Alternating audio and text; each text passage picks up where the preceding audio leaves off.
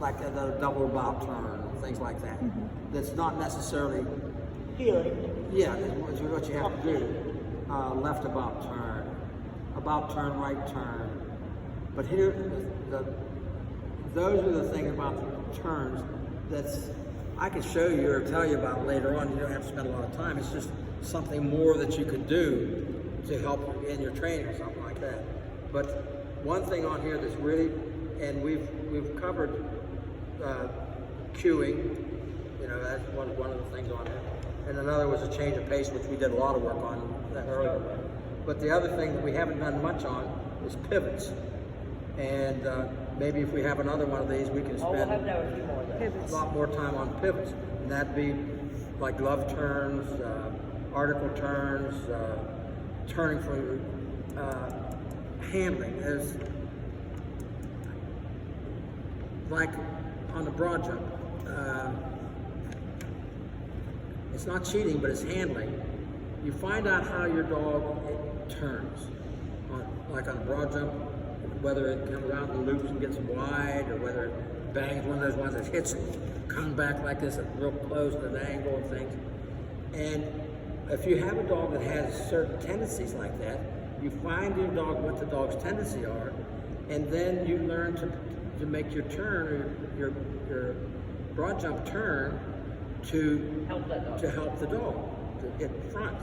And I can show this real quick. It's not hard.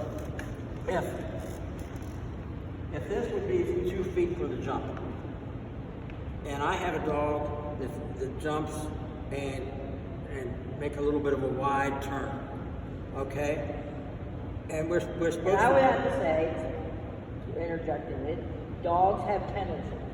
You can train them as much as you want, they still have tendencies. So if you have a dog that has a tendency to be wide, you can train it as much as you want for it to be a better turn. It still is going to have a tendency to be wide, right? To a degree. Most dogs, most cutters, you know what I mean by cutters? I know.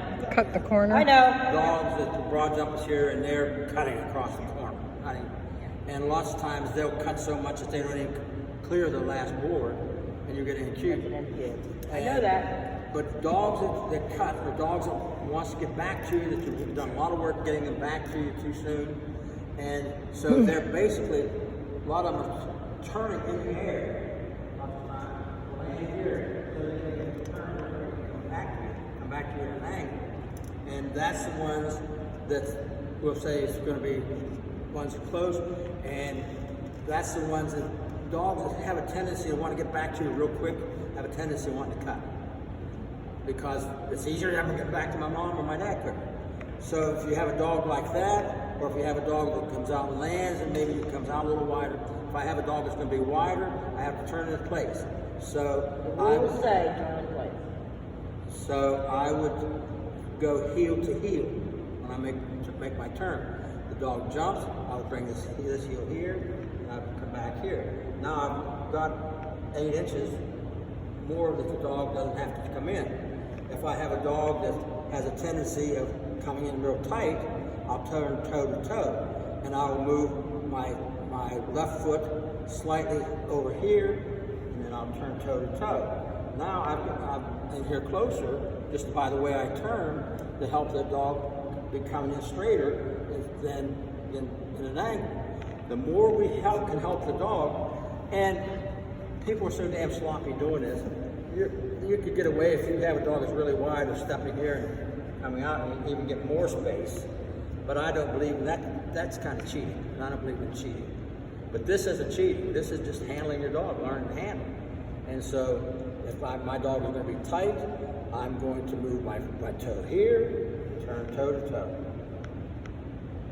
I've brought it in, I've come in here, give the dog a little more chance to be straight. If it's going to be wide, I'm going to go out here and turn it heel to heel, and I've given my dog more chance. I've heard this. And that's nothing more than just a little That handling. makes sense to you guys. Yeah, I've heard this before. No, From you. Probably. We talked about that.